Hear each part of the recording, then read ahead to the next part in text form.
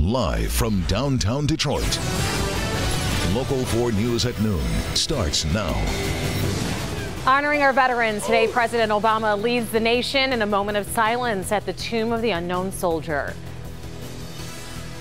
A local family makes an emotional plea as they hold out hopes that someone can help find their father's killer. But first, Brandon calls it cool and windy. All eyes are on the weekend, of course, and celebrating Veterans Day as well. So our big thanks to the veterans as we kick off this noon hour. And meanwhile, was that drizzle?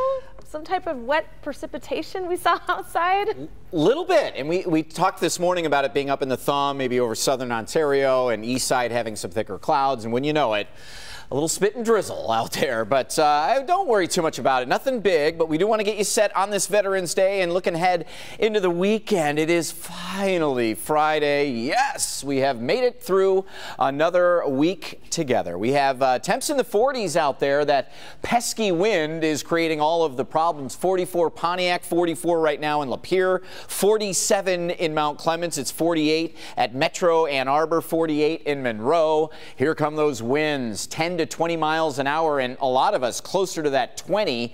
As we get through the lunch hour and beyond, it is going to stay cool, breezy, and the wind chills affected by that wind as well. So we have 36 for a feels-like number in Oakland County, feels like 38 in Lapeer right now, lower 40s as you head south of about 9 miles. So temperatures in those upper 40s. We are getting just a little bit of sunshine poking through, pesky winds making things feeling cooler, and I'm not expecting much in the way of temperatures to budge, but hoping to get into a little more sunshine as we head into your afternoon. Coming up, coldest night of the season coming your way. Weekend sunshine, what does it do to temps? Plus next rain, where is it? We've got you covered coming up.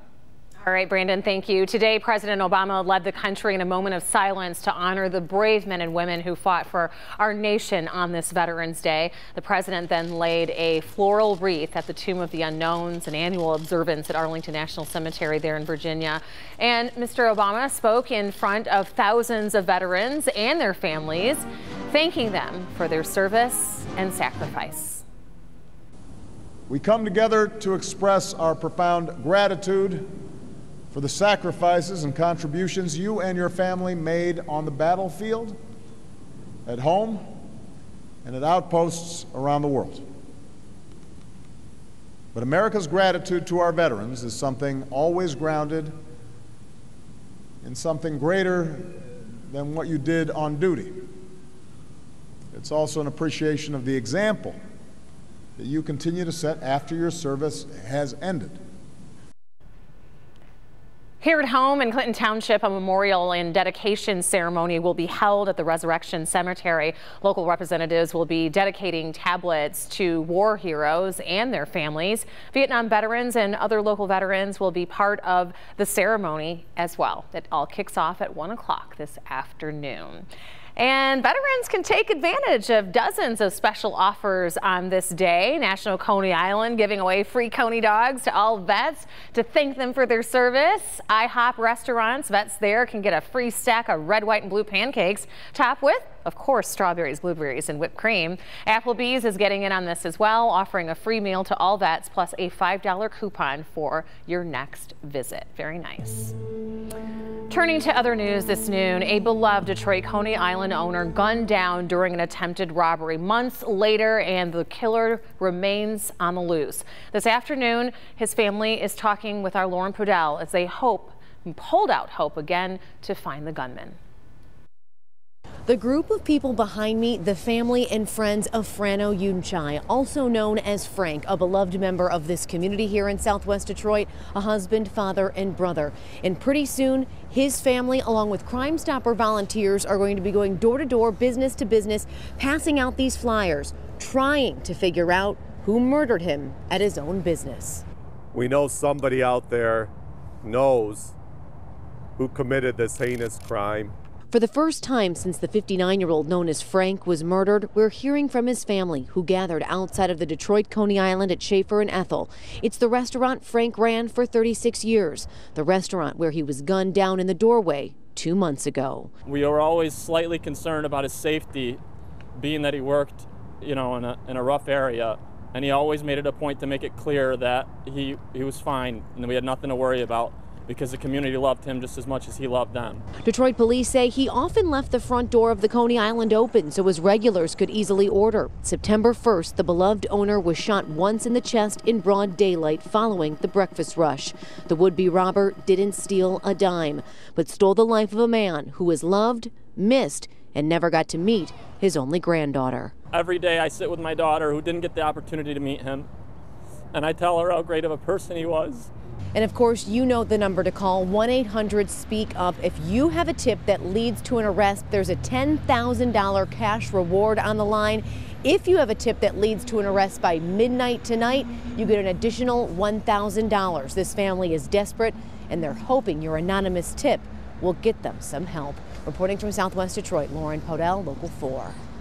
Our hearts go out to that family. Lauren, thank you. Destruction in Portland, Oregon as a peaceful anti-Trump protest turned into a riot. Police say that 29 people were arrested in the third night of protests as people took to the streets to voice their opposition to Trump's election. One woman who was stuck in traffic got out of her car and tried to throw bleach at some of the protesters who knocked her to the ground. Police blocked protesters from getting onto freeways and were forced to set off some smoke bombs that you saw there just to clear the crowds. Here at home, we are getting closer and closer to the completion of Detroit's new Q Line rail system. This afternoon, the final pieces of the track are expected to be laid down. This key milestone comes more than 2 years after construction first began.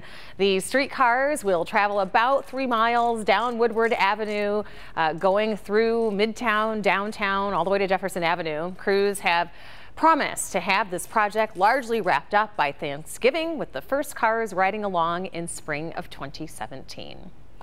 A game of dice turns deadly when shots are fired. It happened in the basement of a home on St. Cyril Street. This is near Van Dyke on Detroit's east side. Police say that during the game, one person opened fire, killing one man and critically wounding another. Officials are telling us that they are looking for at least 6 men that may be connected. So anyone with information that may have known someone at that dice game should contact Detroit police.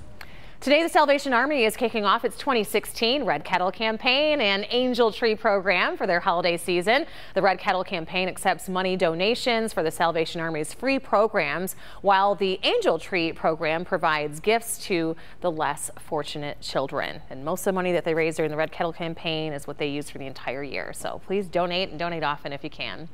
Local 4 News at noon is just getting started. Still ahead, it's a frustrating fall chore that never seems to get done, right? New at noon, why you may want to leave that pile of leaves right there on your lawn. Wildfires burning out of control in the southeast. What fire departments are doing to keep these fires from spreading into more states. But first, a passenger on a cruise ship has a serious medical emergency. How rescuers from another country were able to care for him in a matter of minutes. We've recovered. Welcome back, everybody. Check out this amazing video of Japanese rescuers propelling down from a helicopter right onto a cruise ship to help a sick passenger. A Ministry of Defense spokesman revealed that a maritime SDF helicopter was dispatched to rescue a 66-year-old Chinese man. We're told that the man had a stroke as the ship was more than 180 miles away from land. The patient was lifted on a stretcher and was treated by an accompanying doctor. Over in Tennessee, a state of emergency is in effect as a drought is feeding into more than 50 active wildfires. Seems unusual for this part of the country, but state officials are now calling in for backup firefighters from all across the country. More than 100 firefighters flown into Knoxville from Oregon. Their mission is simple: provide the much needed support that the local departments, as the fire departments are now spreading into nearby states. They're pretty much tapped out because they're fighting the fires that they can fight. So there's not enough people to fight all the fires. That's why we're mobilized in Knoxville here, so we can get them close to the bordering states.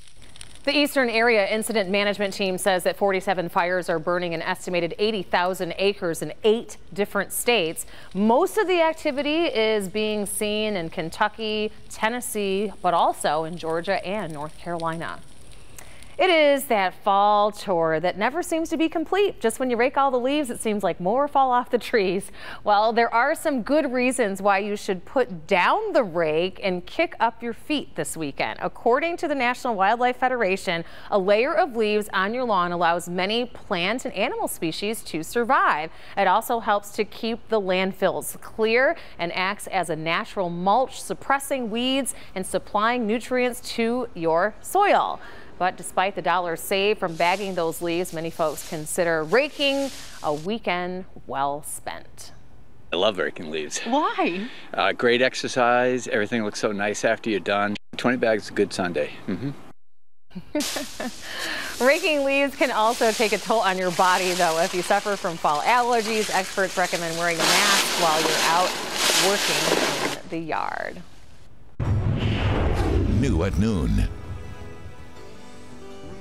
Still ahead, some big-name actors coming to the big screen this weekend. We have your box office preview coming up. And Brandon, raking leaves, fun for you? Karen Drew is the only one I know that likes to do it here. Mother Nature is taking care of you. Yesterday, today, the winds blowing everything into the neighbor's yard. Cool winds, cold temperatures, tracking some 20s in the 7-day. Coming up. I'm Jim.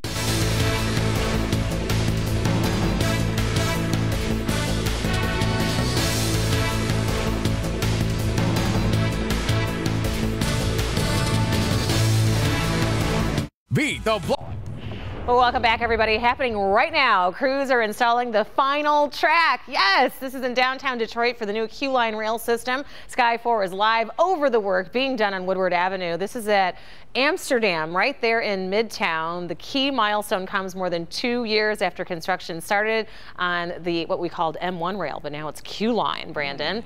The new system is expected to start its service with the first riders sometime in spring of next year. But boy, you know, the folks that work and live and have businesses along Woodward Avenue, all the way, you know, from that whole stretch from Midtown all the way downtown. It's been impactful, so it'll be nice to see that complete. And watch what happens to Midtown next. Oh, yeah. Residential, businesses, it's going to explode. Yeah. It's already exploding. But it's interesting because the way the car tracks move, I'm still trying to figure out how cars and the trains go at the same time. I'm sure they got it all figured out, those engineers, but I'm like, but wait, how is that going to work? Who has the right of way here? Yeah. I think the M1 rail has the right of way. Yeah. Here's a look at the 4-zone temperatures out there. We're all pretty uniform, about 48 degrees. Pontiac, come on. 44 in central Oakland County. Feels like 36 when you factor in that wind that's blowing northwest 10 to 20, but 48-ish. And we're starting to see a little more sunshine out there. Winds not only blowing 10 to 20 from the north-northwest, but occasional gusts here, 20 to 30. A lot like yesterday, just a different direction. Yesterday 63, today a struggle to get to 50. Coldest of the season tonight and overnight coming your way. We're going to be in the 20s. Sunny, but not a whole lot warmer, especially Saturday. Sunday looks like the pick of the two leaf raking days. Not really. Next rain could be a while. We're tracking the possibility of an isolated shower or two on Tuesday, and it looks like a very weak possibility. So not a whole lot of wet weather in the forecast here. 51 if we're lucky. We need these clouds to break apart for a solid couple of hours later this afternoon, and those winds are going to continue to be a little bit of a nuisance out there.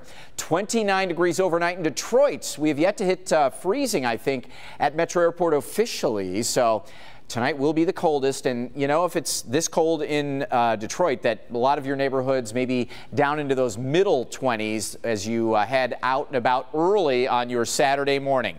Here come those clouds, and again, thicker here on the east side, closer to the big lakes, and a couple of rain showers are still showing up over parts of southern Ontario and maybe skirting across Mount Clemens, parts of Macomb County, downriver. We'll have to just keep an eye on that. Nothing big, though.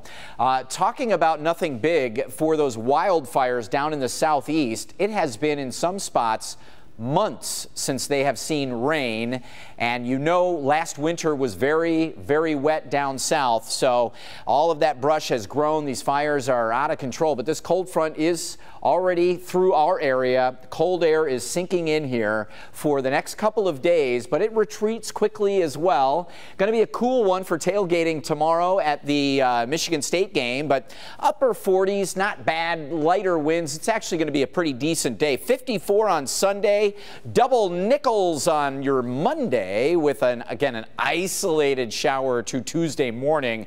Rest of the week bone dry. Rhonda?